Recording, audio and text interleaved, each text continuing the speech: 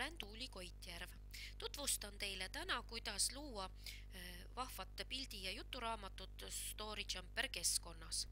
Hetkel olen ma ühe õpilase tarbeks loodud kontos.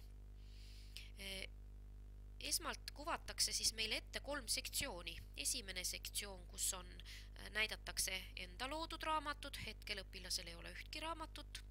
Siis keskkonna poolt soovitud või soovitatud raamatud. Ja 3. sektsioon, raamatud, mida ma olen ära märkinud ja meeldivaks enda jaoks siis nimetanud.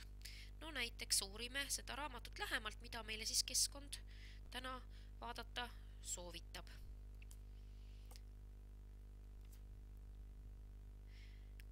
Kui meile see lehekülg meeldib,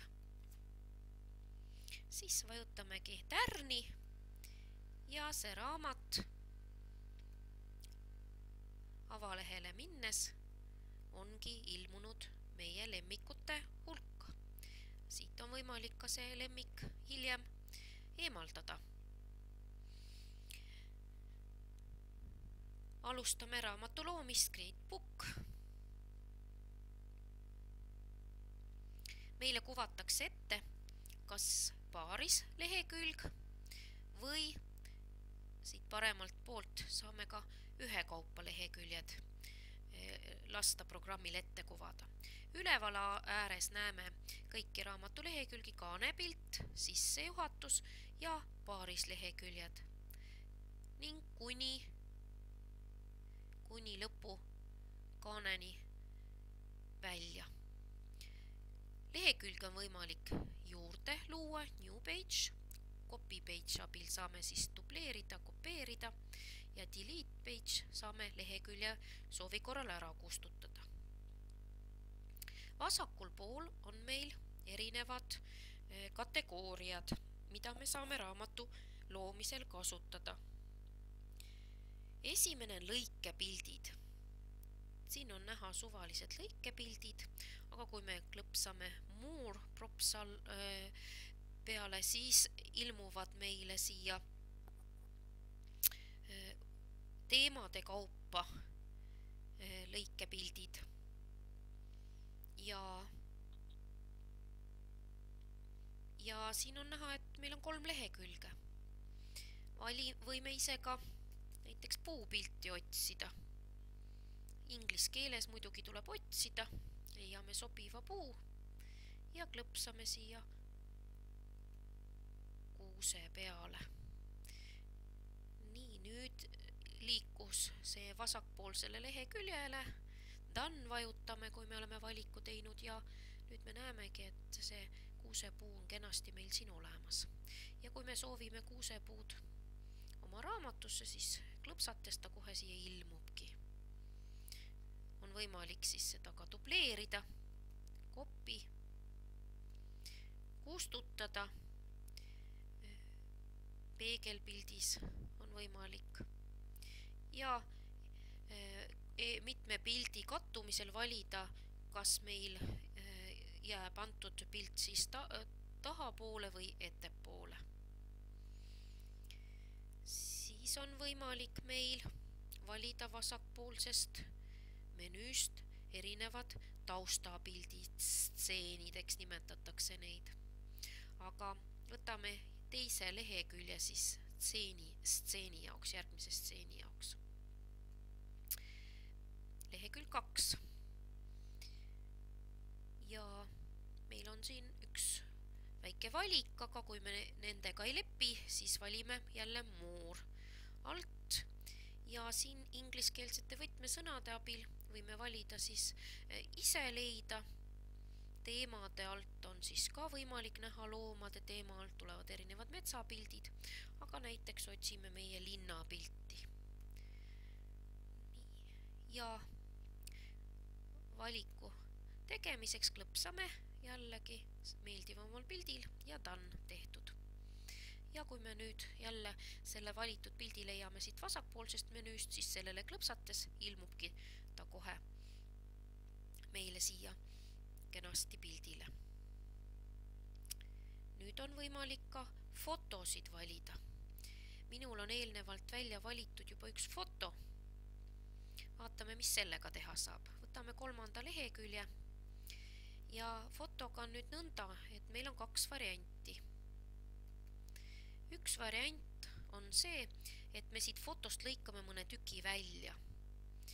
Ja see tükk võib olla siis näokujuline, ovaalne, nelinurkne või tähekujuline. Ja kui me valime crop, siis lõikabki programm siit just selle meile sobiva tüki välja. Aga kui me soovime stseeni ehk taustapildiks seda, siis klõpsame siin stseeni nupul. Võime teda ka vähendada, kui me soovime. Ja crop ning done. Ja veidi aega võtab programm selleks, et minu soovid täide viia ning näeme, et ongi kenasti pingviinide pilt minu raamatus. Ja viimane võimalus on siis tekst. Teksti jaoks on erinevad võimalused, on erinevad väiksemad jutumullid. Kui ma tahan midagi väiksemat, siis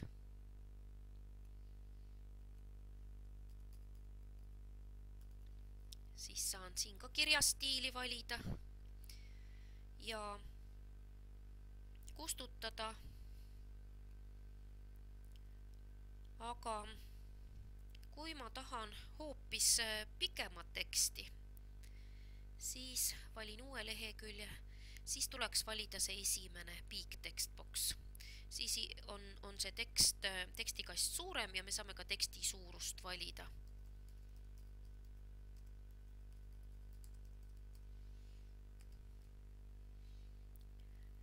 Ja saame siia juba pikema teksti lisada.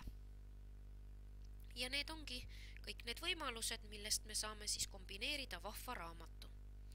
Vaatame nüüd ka kaanepilti.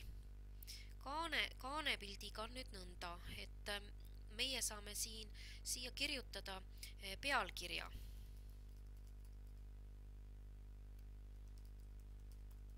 Aga milline pilt siia tekib, see oleneb sellest, millise valiku me teeme raamatu siselehtede osas. Et esimesel lehel oli meil kuusepuu, teisel oli linnapilt, 3. olid pingviinid ja näiteks kui meile meeldib just see linnapilt lehekülg 2, siis ma klõpsan siia ja nii ilmubki siis see linnapilt automaatselt raamatu kaanepildiks, nii et raamatule eraldi pilti valida ei saa, et see tekitatakse lehekülgede hulgast see valik.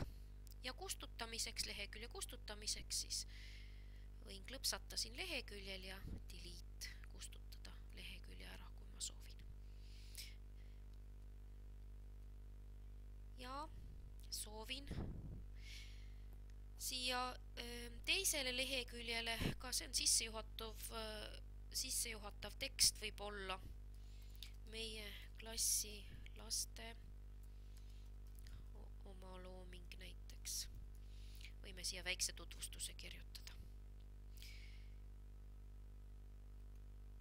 Ja ongi meie väike raamatu algus tehtud. Toredat kirjutamist!